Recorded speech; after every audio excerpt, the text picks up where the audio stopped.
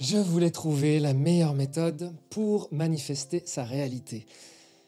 J'étais malade, on me promettait des symptômes et des médicaments à vie, et dès l'âge de 13 ans, 14 ans, 15 ans, certaines lectures m'ont fait imaginer que peut-être je pouvais m'y prendre différemment, et que ce qu'on me promettait, c'était non pas un diagnostic, mais des suppositions, des pronostics sur ce qu'il était possible de vivre ou pas, et qu'en final, moi, peut-être je pouvais changer ma réalité. Alors j'ai étudié de nombreuses méthodes.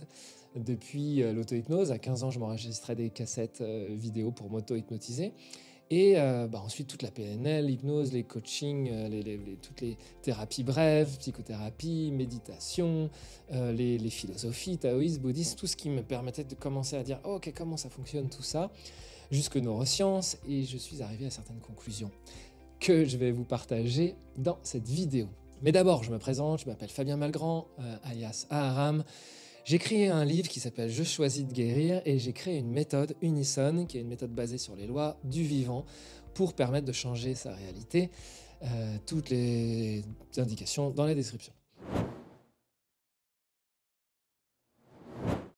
Que ce soit depuis Bouddha qui nous l'a dit, ou avec les neurosciences, on sait aujourd'hui qu'une croyance n'est qu'une pensée, qu'on a beaucoup pensé, et qui s'est finalement inscrit dans notre subconscient, dans notre système nerveux, et qui finalement préside à nos choix, puis donc à notre personnalité, et donc à notre destin, c'est-à-dire à la réalité qu'on manifeste.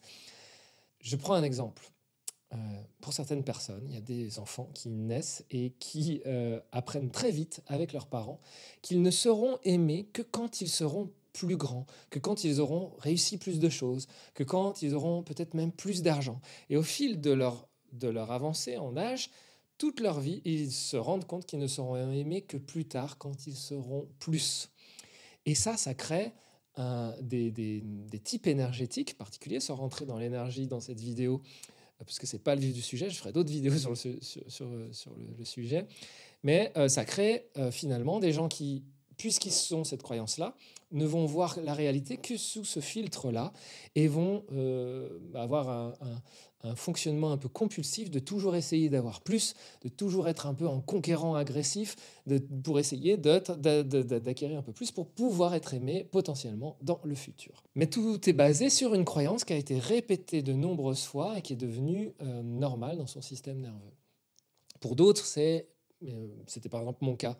Moi, c'était je serai aimé que si je suis sage, que si je suis gentil et que si je ne fais pas de vagues. Et de fait, cette croyance-là, je l'ai beaucoup cru, au point même que c'est devenu dans mon système nerveux une réalité si forte que quand mes choix devaient aller à l'encontre, si je devais par exemple dire ma vérité, m'affirmer, être un peu plus visible, eh bien je stressais, j'étais hyper angoissé. C'était impossible de faire ça parce que au fond, mon système nerveux, il avait la croyance identitaire qui disait non, tu ne seras aimé que si tu es sage et tu fais pas de vagues. Donc mon système nerveux en entier, mon système énergétique en entier n'était pas façonné pour pouvoir être visible, pour pouvoir prendre la parole, pour pouvoir dire ma vérité, pour pouvoir dire ce qui n'allait pas ou pour pouvoir exposer mes désirs, parce que non, il fallait absolument que je sois sage et calme. Nos croyances ne sont donc que des euh, pensées qui ont été beaucoup pensées au fil de mes apprentissages, ok, en grandissant, mais depuis très petit. Et il crée la réalité que je manifeste depuis un espace de choix qui n'est basé que sur inconsciemment cette croyance. C'est-à-dire souvent c'est inconscient, enfin c'est pas souvent c'est inconscient, c'est tout le temps inconscient. Enfin, tous les choix sont faits inconsciemment, même si je les rends conscients. Oula,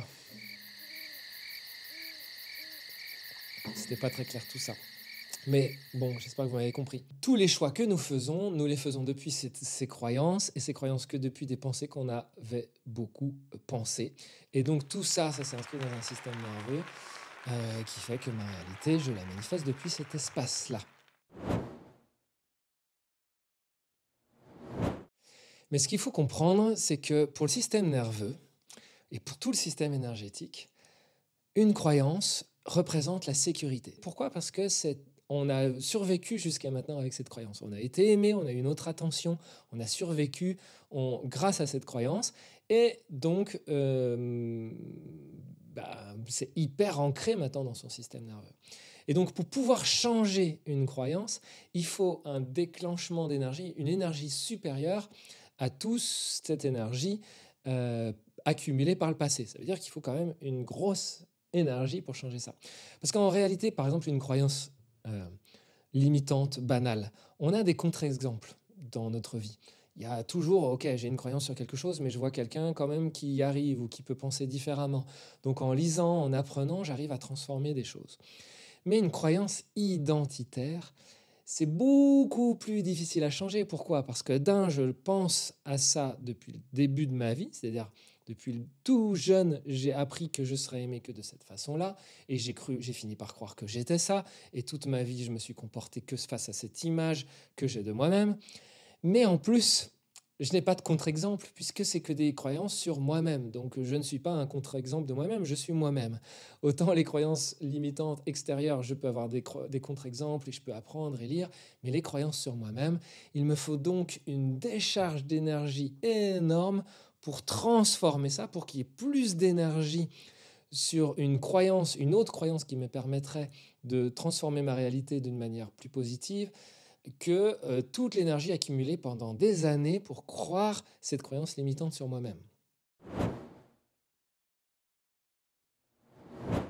Le problème, c'est qu'une croyance ne se remet jamais en question, puisque par définition, c'est ancré dans son système nerveux. Une croyance sur soi-même, elle ne peut pas se remettre en question par essence. Et ça, c'est un gros problème, parce que ça veut dire que l'expérience qu'on vit, elle est filtrée tout le temps par notre système nerveux. En gros, prenez une situation donnée, c'est une expérience qui est à la base complètement neutre. Cette expérience, elle est déjà filtrée par nos sens, parce qu'on n'a pas entendu, on n'a pas tout su, on n'a pas tout compris, on n'a pas les tenants et les aboutissants. Il y a une grande forme d'ignorance, mais en plus, il y a nos sens, par nos sens, on n'est pas capable d'appréhender toute l'expérience telle qu'elle est. Et en plus de ça, elle est filtrée par notre système nerveux pour aboutir à un récit qui confirme notre croyance, puisque c'est filtré par notre système nerveux. Ok? Et donc ça veut dire quoi? Ça veut dire qu'à chaque fois, prenez l'exemple, quand vous discutez d'une dispute de couple, ben vous allez prendre les faits pour interpréter ces faits et vous baser sur les émotions en question. T'as dit ça, j'ai ressenti ça, tatati, tatata. Or, les faits eux-mêmes ne sont qu'une illusion puisqu'ils ont été filtrés par notre système nerveux et qu'on n'est pas du tout en train de parler de l'expérience neutre. C'est-à-dire que quand on parle des faits, et ça j'insiste énormément si vous voulez vraiment manifester votre réalité, quand on parle des faits, les faits n'existent pas. Les faits sont une illusion. Les faits sont déjà préfiltrés par vos croyances et par votre système nerveux. Et vous ne pouvez donc pas avoir une appréhension de la réalité en parlant des faits. Vous devez revenir à l'expérience neutre, mais on peut se servir des faits d'une autre manière.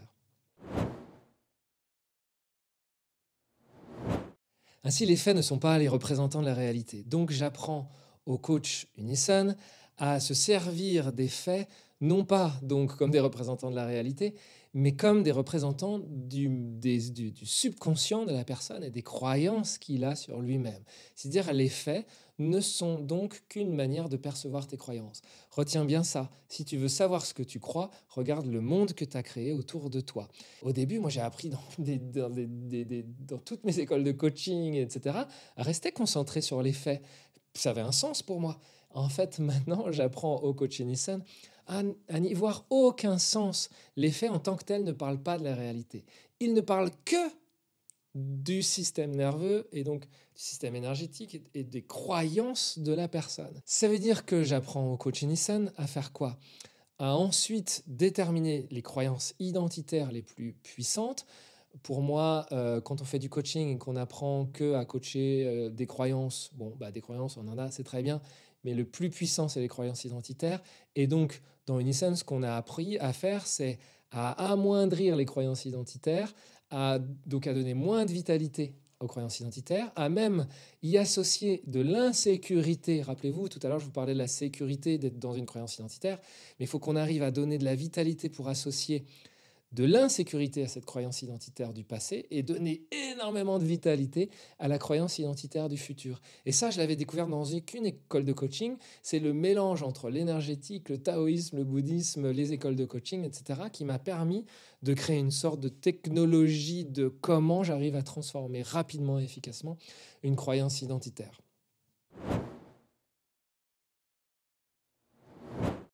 Et donc ça, c'est le rôle d'un coach Unison, c'est-à-dire accompagner au maximum la transformation de tes croyances qu'on a déterminées grâce aux faits pour arriver à créer un monde, et on en a les tenants et les aboutissants avec l'ensemble de la philosophie Unison, mais je referai d'autres vidéos là-dessus, un monde qui soit en équilibre, en santé, que ce soit d'ailleurs à titre individuel, que ce soit dans un couple, que ce soit dans une entreprise, une organisation, avec des enfants, peu importe. C'est-à-dire que les gens qui viennent se former à Unison, ils se forment à une pratique qui transforme le monde et qui transforme la réalité manifestée. Quelle que soit la problématique de départ et quel que soit le système dans lequel tu agis. Et tout ça en accord avec les lois du vivant, avec les lois de la manifestation, les lois des neurosciences, tout est complètement lié. Ce chemin-là, il a été fait, mais de manière assez morcelée, à travers de nombreuses différentes pratiques, différentes techniques, différentes philosophies depuis des siècles. Et le but d'Unison, c'est pour ça que j'ai appelé cette méthode Unison, c'est que ça soit l'union entre toutes ces pratiques et que ça fasse « Waouh, mais ah oui, ok !» Vous savez, comme quand tout s'emboîte d'un seul coup, et on se dit « Ah, mais ouais !» Et là, on manifeste notre réalité à vitesse grand V, et les résultats sont phénoménaux. Si vous voulez plus d'informations sur ce sujet, je vous invite à regarder les liens dans la description pour comprendre comment vous pouvez vous-même agir dans le monde, que vous soyez thérapeute et que déjà thérapeute et vous voulez accompagner au mieux le changement, la transformation de vos clients, parce que parfois vous vous rendez bien compte que les conseils ne suffisent pas.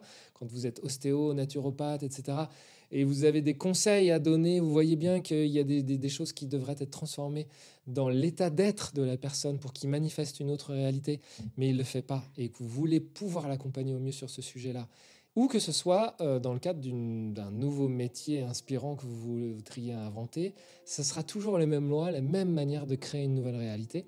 Et pour moi, c'est la mission que je me suis fixée. Je vais vous faire maintenant plus de vidéos sur ce sujet-là parce que le monde en a besoin, se resynchroniser au vivant, aux lois de la manifestation du vivant ensemble et en harmonie. Je vous dis à bientôt pour de nouvelles aventures intérieures.